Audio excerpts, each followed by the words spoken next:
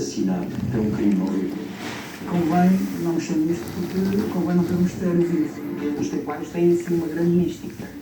De algo que ficou desconhecido, e, portanto, aquilo que ficou um pouco desconhecido e que fica cheio de incógnitas. Existem mentiras, sim. O objetivo, quanto a mim, é exatamente de manter a narrativa convencional, que é aquela que convém. Isso são mitos. Os mitos obteram fogo de verdade. Um povo sem mitos é um povo doente da sua alma.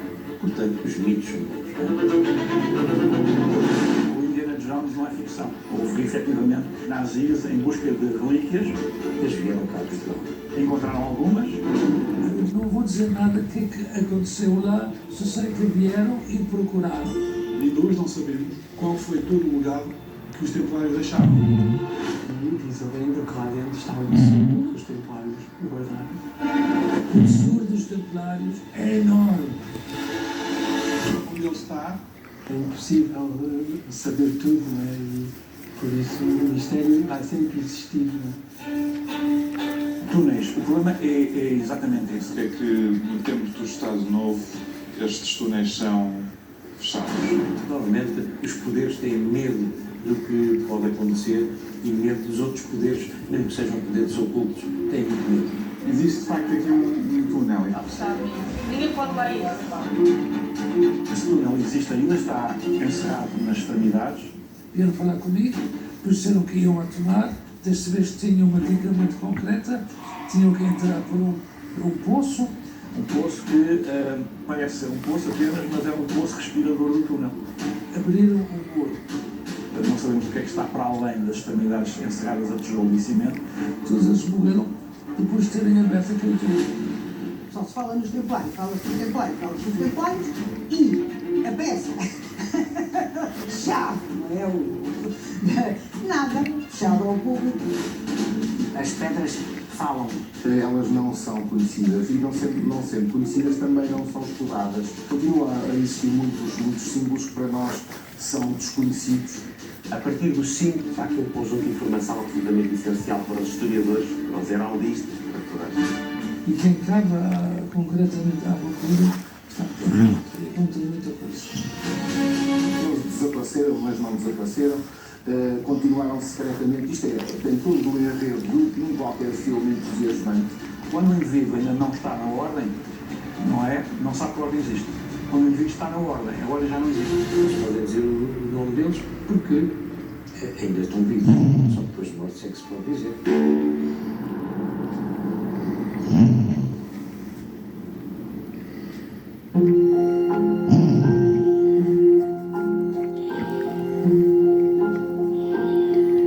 A história perde-se no tempo.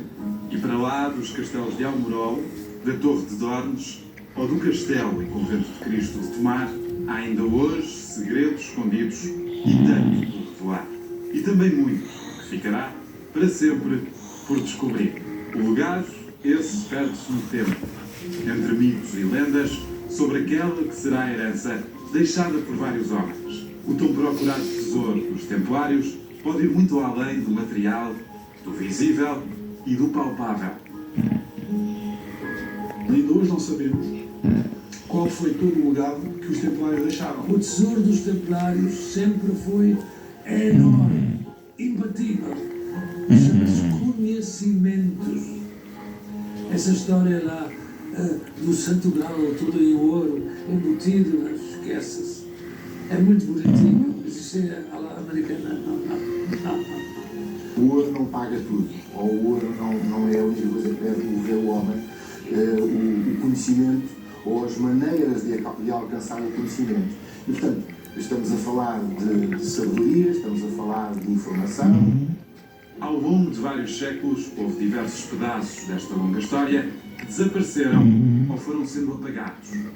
Qualquer assunto que dizia respeito aos templários, imediatamente confiscados. Porque durante 23 noites estiveram a arder papéis e pergaminhos.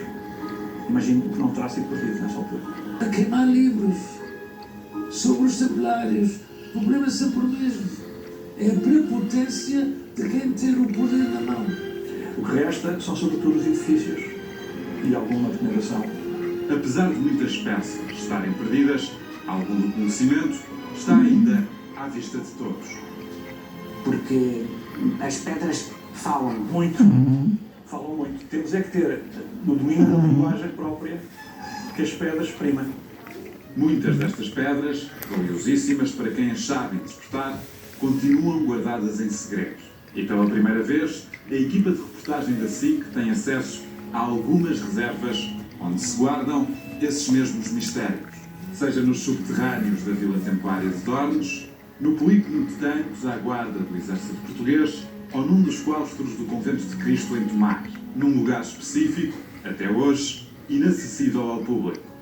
Conjunto de peças ao longo dos anos, sobretudo na década de 40, foi sendo avassalador ao ponto de este claustro ser um autêntico depósito de pedras. Elas não são conhecidas e não sendo conhecidas também não são exploradas.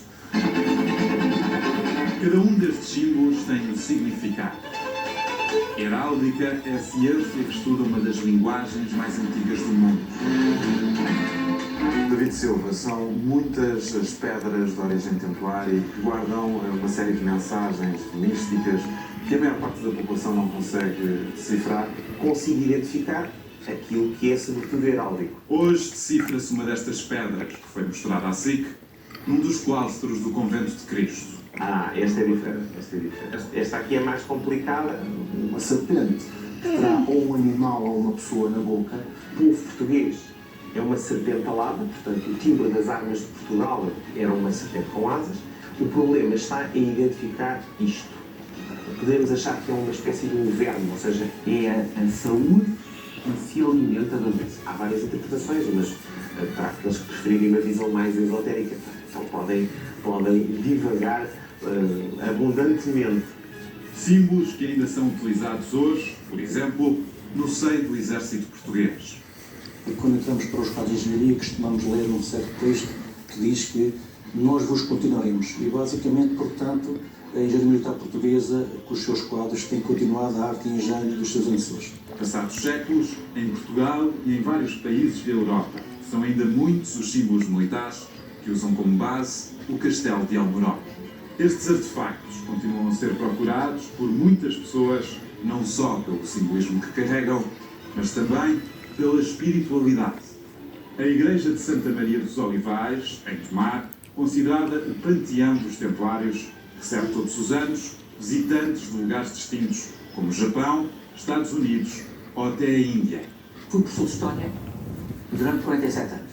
E, portanto, durante esses anos todos, muitas vezes vim aqui com os alunos e, além de ver as pessoas de olhos fechados com a mão nesse cálice e dizerem-me que até sentem uma conexão, até sentem calor, diziam-me.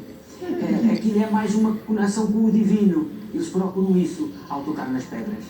A busca estende-se ao longo da história. Conta-nos quem investiga o tema que nos anos 30 houve mesmo quem ousasse procurar os tesouros perdidos. Mas afinal, existiu ou não uma vinda dos nazis a Portugal com o objetivo de encontrar alguns destes artefactos. Vieram concretamente a Tomar para tentar encontrar os subterrâneos onde haveria tesouros dos Templários e tal. Eles vieram cá a Portugal. Portanto, havia um indivíduo que estava, de certa maneira, discretamente mascarado, com outra função, localmente, e que tinha essa função de fazer, digamos, as pesquisas e obter informação. Portanto, havia trabalhadores que eram contratados para Tomar, que estavam a escavar, estavam a partir os pronto, está aqui, que esta parte da gente. Não havia certeza disso, de acordo com a descrição, aqui que tinha estátuas em pedra, supostamente de cavaleiros templários, com lanças na mão e arcas em pedra. Das pessoas que tinham direto acesso à informação faleceram. Eu sei que ele esteve, o que eles acharam nunca foi concretamente revelado. Não vou dizer nada do que é que aconteceu lá, só sei que vieram e procuraram. Pronto, isso é de certeza. Alegadamente, as buscas dos nazis pelos artefactos terão sido realizadas, em parte, com o apoio de portugueses. Era tudo muito discreto e enquadrado pela legião portuguesa. Havia pelo menos 3 militares implicados nisto. supostamente militares da legião, mas em vez de usarem armas de fogo, usam pás e picaretas. Por algum motivo, trocaram os utensílios. Os nazis queriam criar um super-homem, logo tinham que ter poderes sobrenaturais e os templários eventualmente tivessem tido. Portanto, o Indiana Jones não é ficção. Os filmes são ficção, mas digamos, a inspiração para o Indiana Jones não é ficção. Já em pleno século XXI, os alemães terão voltado a tomar. Há uma ordem secreta atual, todos os anos vinham uma vez a Portugal, sempre por causa de tomar. Desta vez tinham uma dica muito concreta, tinham que entrar por um poço. Um poço que parece ser um poço apenas, mas era um poço respirador do túnel. Esse túnel existe ainda, está encerrado nas extremidades. Abriram um muro. E o que é que aconteceu? Uma coisa muito triste. A guia turística morreu. O segundo maior chefe daquela organização morreu. O outro que estava junto com eles também morreu. Todos eles morreram depois de terem aberto aquele túnel. E porquê? Quando fica completamente selado e passam 1000 anos, os micróbios comem os outros. E no momento em que há a primeira troca de ar, vem aquela misturada e quem apanha com isto, apanha aí uns vírus que por isso simplesmente matam as pessoas. Nos anos 30, os supostos túneis foram fechados com cimento e assim terão continuar inexplorados. Túneis, o problema é exatamente esse. Sabemos, portanto, que isso foi fechado no final dos anos 30, princípio dos anos 40. Túnel que não é do conhecimento público. Não. Muitas vezes até é negada a sua existência. Exatamente. Por que é negada a sua existência? A intenção é sonegar essa informação, de certeza. Porque é que no tempo do Estado Novo estes túneis são fechados? Tem medo. Surgissem mais mitos e coisas esquisitas e normalmente os poderes têm medo do que pode acontecer e medo dos outros poderes, mesmo que sejam poderes ocultos, têm muito medo. Quanto mais ocultos os poderes sejam, mais medo têm os poderes visíveis. E portanto, eu creio que nós, os templários, já têm uma história maravilhosa, sem necessidade de esses segredos, esses mistérios. Mas existem esses mistérios. Em Tomar ou em Sintra, há muitos mitos sobre os supostos túneis secretos. Depois de várias tentativas para entrar, todos os pedidos da SIC foram negados. Restou-nos apenas falar com quem aqui trabalha.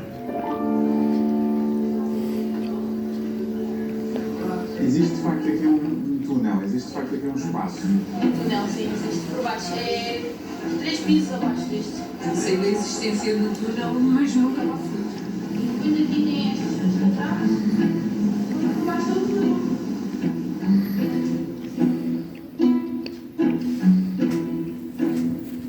Os mistérios os quais eles próprios também, eventualmente, seriam os detentores dessa tal outra verdade. A história dos templários, as lendas e tudo o que lhes está associado, os vários enigmas que não se revelaram ainda e por isso faz com que haja muito interesse também aqui em Dornos, porque Dornos não é uma lenda que esteja ligada ao santuário de Dornos, é um facto histórico.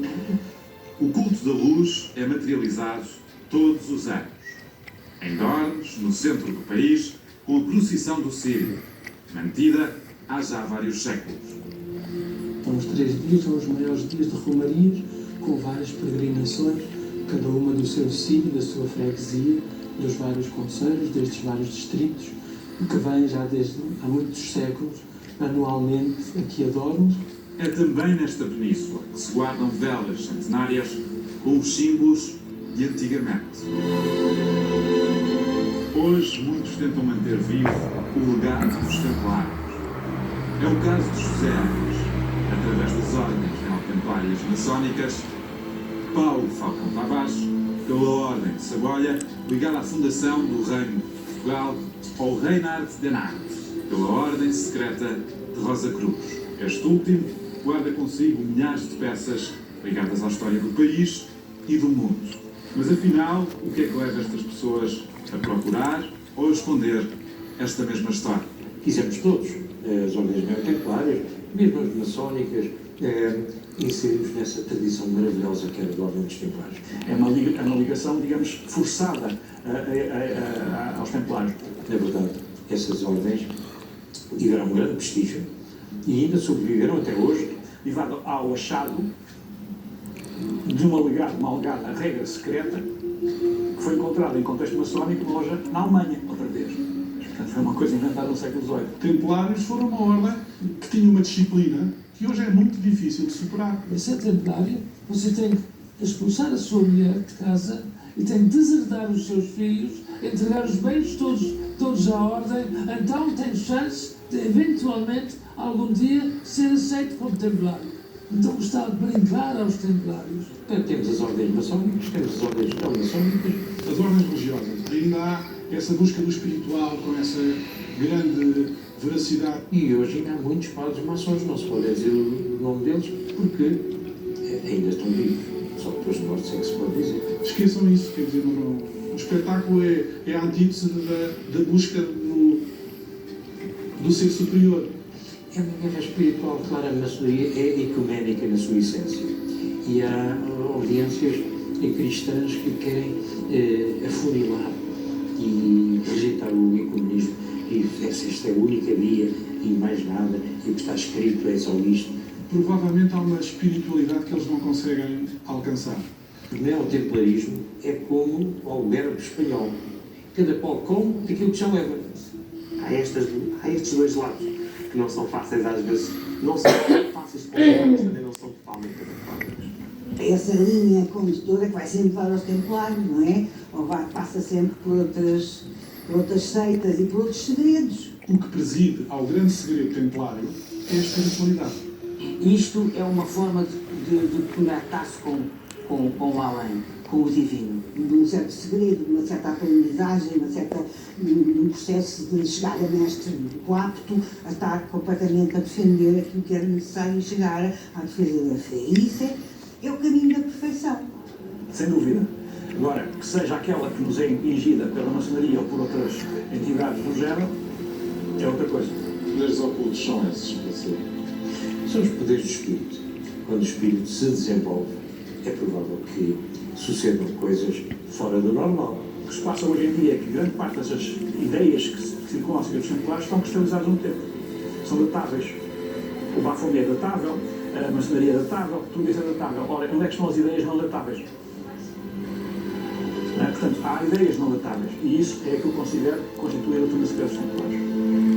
Não tem uma origem determinada, nem tem um fim determinado. Imagina um balão, mas de vez em quando o balão toca alguém e inclui esse alguém dentro de si. E ao incluir alguém dentro de si, tudo quanto a egrégora contém de informação é quase transmitido automaticamente para a pessoa em causa. De uma forma intuitiva, não por via racional, convencional, mas de uma forma intuitiva. E é isso que permite, às vezes, nós atingirmos outros planos de compreensão dos templários. Isso, evidentemente, não pode ser aceito por algumas entidades. Com ou sem consenso, a espiritualidade continua viva entre estas pessoas. Está a ver aquele quadro ali na parede que eu posso lhe mostrar. Aquele quadro, aquele velho ali em cima, é a representação do São Jerónimo a folhear o livro da vida. Ao lado uma caveira. A vida é só uma existência momentânea num corpo que depois passa a ser caveira. É vida e morte. E tem a vela acesa. A vela acesa é a vida que está a ser vivida. E mandou pintar para quem? Foi Fernando Pessoa que mandou pintar esse quadro. Entre tantas discórdias, existe apenas um ponto em comum. O legado deixado por um homem que vestiu inúmeros heterónimos. Ele escreveu mais do que literatura. É um ressurgente, digamos assim, dos templários. A sua astrologia, sobre todas as correntes maçónicas templárias, Rosa Cruz, sempre em demanda. Aquele homem foi um cansaço enorme, sempre cansado. E não dizia, gastei noites apavoradas, de desgaste para os meus nervos, que não aguentavam. Era sempre o desejo de saber. Extraordinário. Sabe, é uma forma de crescimento interior.